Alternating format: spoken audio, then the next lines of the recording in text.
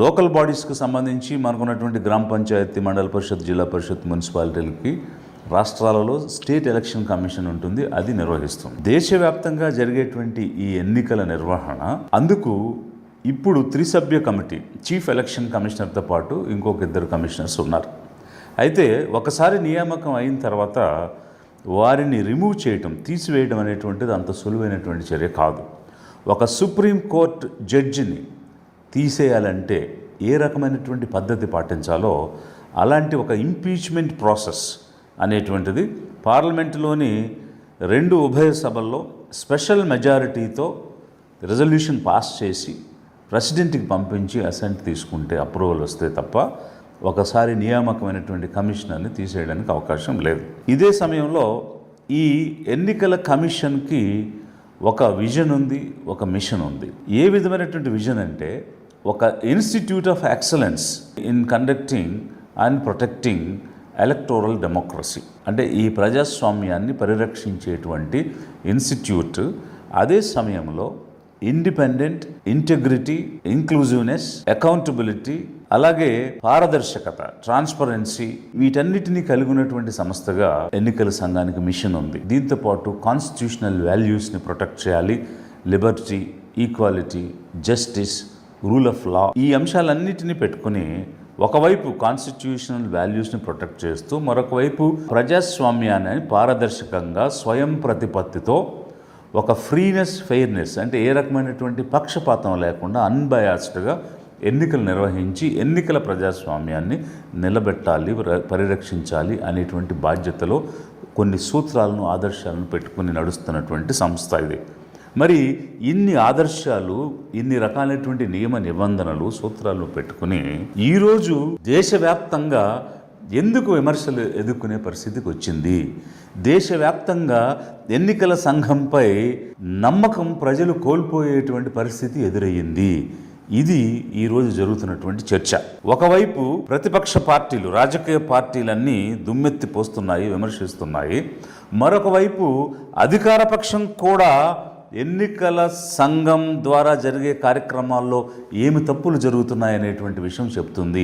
మరి అప్పుడు ఎవరి నమ్మకం మీద ఈ ఎన్నికల సంఘం పనిచేస్తున్నదే ఒక పెద్ద ప్రశ్నగా కనిపిస్తుంది. 1990 నుంచి 2014 వరకు పర్టిక్యులర్గా 25 సంవత్సరాలు chief election commissioners TN Seshan లాంటి వారు పనిచేసిన సమయం నుంచి ఆ 25 సంవత్సరాల్లో ఒక క్రెడిబిలిటీని, ఒక ట్రస్ట్ని ఎంతో ఎఫిషియెంట్గా పనిచేస్తున్నటువంటి సంస్థగా భారతదేశంలోనే కాదు, ఈ ప్రజాస్వామ్యం ఫాలో అయ్యేటువంటి ప్రతి దేశం ప్రపంచంలో భారత ఎన్నికల సంఘానికి ఆ రకమైనటువంటి విలువను సంపాదించి పెట్టినటువంటి ప్రవర్తన మనం చూసాం. కానీ ఈరోజు అంత ప్రతిభ కలిగి వర్ధీ ఇన్స్టిట్యూట్ అనేటువంటి క్రెడిబిలిటీని అక్రాస్ ది వరల్డ్ సంపాదించుకుని ఈరోజు ప్రజల నమ్మకం, రాజకీయ పార్టీల నమ్మకం కోల్పోవడం, అంటే అన్బయాస్డ్గా, నిష్పక్షపాతంగా స్వయం ప్రతిపత్తి కలిగి పనిచేసేటువంటి సంస్థ ఒక కమిషనర్ని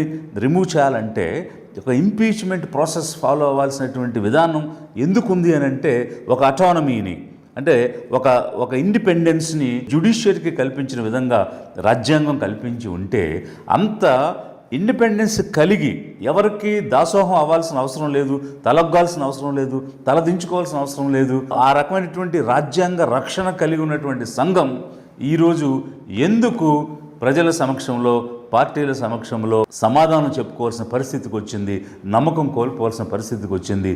ఎంతో క్రెడిబిలిటీ ఉన్నటువంటి సంఘం అనేటువంటిదే ఈరోజు ఎదురయ్యేటువంటి సమస్య, చర్చ. ఒకవైపు బాల్ ఠాక్రే శివసేన అనేటువంటి పార్టీని స్థాపించి నడిపిస్తున్న క్రమంలో హేట్ స్పీచెస్ ఇస్తున్నారని, డివిజివ్ పాలిటిక్స్ చేస్తున్నారని, డివిజివ్గా అంటే వేర్పాటువాదంగా మాట్లాడుతున్నారని ఇదే ఎన్నికల సంఘం డిస్క్వాలిఫై చేసింది. అలాగే Aam Aadmi party campaign song, దానిలో అభ్యంతరకరమైనటువంటి పదాలు ఉన్నాయని క్యాంపెయిన్ సాంగ్ని బ్యాన్ చేసింది. అలాంటి సంఘం 2024 ఎన్నికల్లో ప్రధానమంత్రి అభ్యర్థిగా ఉన్నటువంటి నరేంద్ర మోడీ గారు ఒక డివిజివ్ స్పీచ్, వేర్పాటువాదమైనటువంటి మాటలు మాట్లాడుతూ ఉంటే ఇక్కడ ఒక బాల్ ఠాక్రేని డిస్క్వాలిఫై చేసిన అదే ఎన్నికల సంఘం ఒక అభ్యర్థి మాట్లాడిన దానికి నోటీస్ ఇవ్వకుండా బీజేపీ అధ్యక్షుడైనటువంటి నడ్డాకు నోటీస్ ఇస్తుంది. कि देश की संपत्ति पर पहला अधिकार मुसलमानों का है। इसका मतलब ये संपत्ति इकट्ठी करके किसको बांटेंगे? जिनके ज्यादा बच्चे हैं उनको बांटेंगे। घुसपैठियों को बांटेंगे। क्या आपकी मेहनत की कमाई का पैसा घुसपैठियों को दिया जाएगा? आपको मंजूर है ये? మాట్లాడిందేమో నరేంద్ర మోడీ అనేటువంటి వ్యక్తి ఎన్నికల ప్రచారంలో, బట్ మీరు నోటీస్ ఇచ్చేది ఎవరికేనంటే ఆ పార్టీ అధ్యక్షుడికి. అంటే ఏమిటి ఈ రకమైనటువంటి ఆ డిఫరెన్షియేటింగ్ ట్రీట్మెంట్స్ అనేటువంటిది ఒకవైపు అనుమానాలకు దారితీస్తూ ఉంటే, మరొక వైపు అనేక రకాలైనటువంటి రిపోర్ట్స్ ప్రెస్లో, ఒకవైపు మీడియా కొమ్ముగా వస్తున్న పరిస్థితుల్లో సోషల్ మీడియాలో అనేక రకాలైన రిపోర్ట్స్ వచ్చాయి. త్రిశూర్ లాంటి చోట ఓటర్ లిస్టులు పాడైనవి అని, బెంగళూరులో ఓటర్ లిస్టులు ట్యాంపరింగ్ జరిగినాయి అని రిపోర్ట్స్ ఒకవైపు వస్తే, మరొక వైపు మధుర లాంటి కాన్స్టిట్యుయెన్సీలో ముస్లిం ఓటర్స్ని ఎన్నికల్లో ఓటు వేసుకునే అవకాశం ఇవ్వడం లేదని, మరొక వైపు గుజరాత్లో 700కు పైగా ఫిషర్మెన్ విలేజెస్లో వాళ్ళ ఓట్లు తీసేశారని, ఇలా అనేక రిపోర్ట్స్ వచ్చాయి. ఇదంతా కొన్ని కవర్ కానటువంటి అంశాలు అయితే, ఈరోజు దేశవ్యాప్తంగా జరుగుతున్నటువంటి చర్చ ఏంటంటే, ఎల్ఓపి లీడర్ ఆఫ్ అపోజిషన్, ప్రతిపక్ష నాయకుడు ఒక ప్రత్యక్ష ప్రసారం చేశారు. అన్ని మీడియా వాళ్ళకి పిలిచి ప్రెస్ మీట్ చేయటం, దానిలో ఒక లైవ్ ఎగ్జాంపుల్ చూపించడం జరిగింది. ఒక 6 నెలల పాటు ఒక పరిశోధన చేసి బెంగళూరు సెంట్రల్ పార్లమెంటరీ కాన్స్టిట్యుయెన్సీలో ఉన్న సెగ్మెంట్స్లో, మహదేవపుర అనేటువంటి అసెంబ్లీ కాన్స్టిట్యుయెన్సీలో 1,250,000 ఓట్లు దొంగ ఓట్లుగా వచ్చాయి. రకరకాలుగా మిస్సింగ్గా, డూప్లికేట్గా, ఒకే అడ్రస్లో, ఇలా అనేక రకాల కేటగిరీస్ ఉన్నాయి అనేటువంటి అంశాలన్నీ కూడా వారు ప్రస్తావించడం జరిగింది. మరి ఈ ప్రస్తావన చేసినప్పుడు ఎక్కడైనా ఇంత పెద్ద ఎత్తున అనుమానాలకు దారితీసినా, ఒకవేళ ఈ రకమైనటువంటి ప్రశ్నలు ఒక బాధ్యత కలిగినటువంటి సంస్థ నుండి వచ్చిన, చాలా సార్లు జ్యుడిషియరీ సువమోటో కేసెస్ తీసుకుని దాని మీద రెస్పాండ్ అవ్వడం, చర్యలు తీసుకోమని అడగడం, నేషనల్ హ్యూమన్ రైట్స్ కమిషన్ లాంటి ఒక ఇండిపెండెంట్గా ఉండేటువంటి సంస్థలు స్పందించడం మనం చూసాం. అలాంటిది ఇక్కడ ఇన్ని అభియోగాలు లేవనెత్తితే, ఒక వాగ్దానంతో నువ్వు వచ్చి ఈ కంప్లైంట్ ఇవ్వాలని వచ్చినటువంటి అనుమానాలు నివృత్తి చేయకుండా, అభియోగాలకు సంబంధించిన క్లారిఫికేషన్స్ ఇవ్వకుండా ఎదురుదాడి, అంటే ఇంకో రాజకీయ పక్షం లాగా ఎలక్షన్ కమిషన్ ఒక రాజకీయ పార్టీ మీద ఎదురుదాడి చేయటం ఏంటనేటువంటిది మరిన్ని అనుమానాలకు దారితీసే పరిస్థితి కనిపిస్తూ ఉంది. మరి ఈరోజు కాంగ్రెస్ పార్టీ ఎవరి మీద, ఎలక్షన్ కమిషన్ మీద అనుమానం వ్యక్తం చేసింది, ఓటర్ లిస్టులకు సంబంధించి అనుమానం వ్యక్తం చేసింది.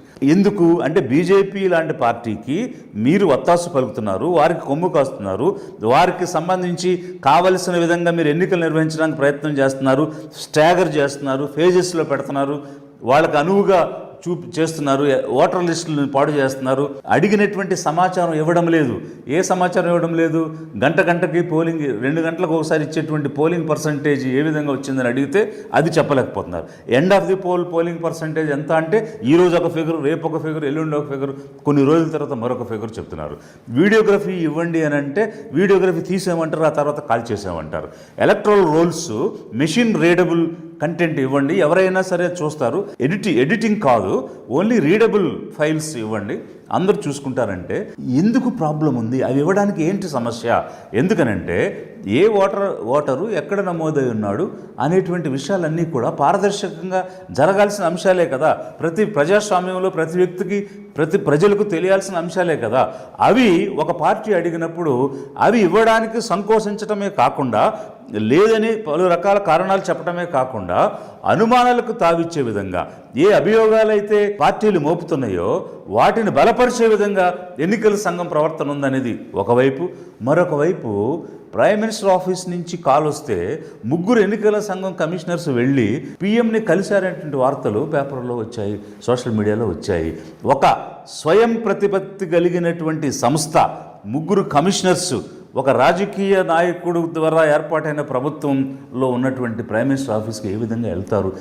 భారతదేశ చరిత్రలో ఎప్పుడు జరగలేదు ఇట్లాంటి అంశాలు. కానీ ఈరోజు జరుగుతుంటే ఒక పార్టీకి కొమ్ము కాస్తున్నారు, ఒక పార్టీకి మీరు వత్తాసు పలుకుతున్నారు, వారికి ప్రయోజనకరంగా ఉండేటువంటి పనులు మీరు చేస్తున్నారు అనేటువంటి దానికి ఒక అనుమానం వస్తుందా లేదా? ఇది ఒకవైపు. మరి ఏ కాంగ్రెస్ పార్టీ అయితే ఎలక్షన్ కమిషన్ మీద అభియోగాలు పెట్టిందో, ఏమని పెట్టిందో, బీజేపీ వైపు మీరున్నారని చెప్తుందో, బీజేపీ వాళ్ళు కూడా ఏం చెబుతున్నారనంటే రాహుల్ గాంధీ ఎన్నికైన బరేలీ కానీ, ప్రియాంక గాంధీ ఎన్నికైన వయనాడు కానీ, అఖిలేష్ యాదవ్ ఎన్నికైన దగ్గర కానీ, స్టాలిన్ ఎన్నికైన దగ్గర కానీ ఓటర్ లిస్ట్ అంతా తప్పులు తడకగా ఉన్నాయి. అందులో దొంగ ఓట్లు ఉన్నాయి. ఆ దొంగ ఓట్లు వేస్తేనే మీరు కూడా గెలిచి పార్లమెంటుకు, లోక్సభకు వచ్చారు అని బీజేపీ చెప్తుంది. అంటే దీని అర్థం ఏంటి? కాంగ్రెస్కి నమ్మకం లేదు కమిషన్ మీద, ఇతర పార్టీలకు నమ్మకం లేదు కమిషన్ మీద. ఎందుకు? మీరు బీజేపీ వైపు ఉన్నారు కాబట్టి. కానీ బీజేపీ చెప్తుంది ఏమనంటే, ప్రియాంక గాంధీ, రాహుల్ గాంధీ, స్టాలిన్, అఖిలేష్ యాదవ్ వీళ్ళందరూ గెలిచినటువంటి స్థానాల్లో ఓటర్ లిస్టులు తారుమారు అయిపోయాయి, దొంగ ఓట్లు పడ్డాయి అని చెప్తుంది. అంటే ఎవరి వైపున మీరు ఉన్నారని ప్రతిపక్షాలు చెప్తున్నారో వాళ్ళు ఎలక్షన్ కమిషన్ తప్పుల వల్ల, ఓటర్ లిస్టులో తప్పుల వల్ల, దొంగ ఓట్లు ఉండడం వల్ల వీళ్ళందరూ గెలిచారని చెప్తున్నారు. అంటే ఇటు బీజేపీకి ఎలక్షన్ కమిషన్ మీద నమ్మకం లేదు, ఇటు ప్రతిపక్షాలకి ఎలక్షన్ కమిషన్ మీద నమ్మకం లేదు. మరి ఏ రాజకీయ పార్టీకి కమిషన్ మీద నమ్మకం లేని పరిస్థితి ఈరోజు భారతదేశంలో ఎందుకు వచ్చింది? స్వతంత్రం వచ్చి ఇంతకాలం అయిన తర్వాత కూడా, ఇన్ని సంవత్సరాల తర్వాత ఈరోజు ఎన్నికల సంఘం మీద ఇంత పెద్ద ఎత్తున ఎందుకు ఇలాంటి అభియోగాలు వచ్చాయి? ప్రజలు నమ్మకం కోల్పోయేటువంటి పరిస్థితి వచ్చింది. ఇది ఒక ఆలోచించాల్సిన, చర్చించాల్సిన, స్వయం ప్రతిపత్తి కలిగిన ఎన్నికల సంఘం ఆత్మావలోకనం చేసుకుని ప్రజల నమ్మకం పొందాల్సినటువంటి సమయం ఆసన్నమైందనేది ఒకవైపు అయితే, లిబరేషన్ కాంగ్రెస్ పార్టీ ఏమి డిమాండ్ చేస్తుంది అని అంటే, ఎన్నికల సంఘం అనేటువంటిది ఒక ఇండిపెండెంట్, అటానమీ, అకౌంటబిలిటీ, ట్రాన్స్పరెన్సీ కలిగినటువంటి సంస్థ. పారదర్శకంగా, నిష్పక్షపాతంగా పనిచేయటమే కాకుండా పనిచేస్తున్నట్టు ప్రజలందరికీ కనిపించాలి, ఆ నమ్మకం నిలబెట్టాలి అనేది ఒకవైపు. ఓటర్ లిస్టులో జరిగేటువంటి తప్పులు లేకుండా పారదర్శకంగా ఉండాలనేది ఒకవైపు అయితే, మరొక వైపు ఈవీఎంస్, ఎలక్ట్రానిక్ ఓటింగ్ మెషిన్స్. ఈ ఎలక్ట్రానిక్ ఓటింగ్ మెషిన్స్ ద్వారా అనేక పొరపాట్లు జరుగుతున్నటువంటి సమయంలో రాజ్యాంగం ఇచ్చినటువంటి ఓటు హక్కు వినియోగించుకుని ఎవరికి మేము ఓటేసాము అనే విషయం ప్రజలకు తెలిసే విధంగా ఎన్నికల నిర్వహణ జరగాలి అని అంటే ఖచ్చితంగా బ్యాలెట్ పేపర్ మీదే ఎన్నికలు జరగాలి. కాబట్టి లిబరేషన్ కాంగ్రెస్ పార్టీ ఈరోజు ఏం డిమాండ్ చేస్తుంది అని అంటే, ఎన్నికలు అనేవి బ్యాలెట్ పేపర్తోనే జరగాలి. ఈ విషయంలో కాంగ్రెస్ కానీ, బీజేపీ కానీ అనేక పార్టీలు ఈ విషయం మర్చిపోయారు. ఓటర్ లిస్టుల గురించి మాత్రమే మీరు మాట్లాడారు. ఓటర్ లిస్టులో జరిగేటువంటి తప్పులే కాదు, పోలింగ్లో జరిగేటువంటి తప్పులు, ఈవీఎం ద్వారా చేసేటువంటి మోసాలు కూడా జరగడానికి వీల్లేదు. ఎందుకనంటే ప్రజాస్వామ్యాన్ని పరిరక్షించాల్సిన అవసరం ఉంది.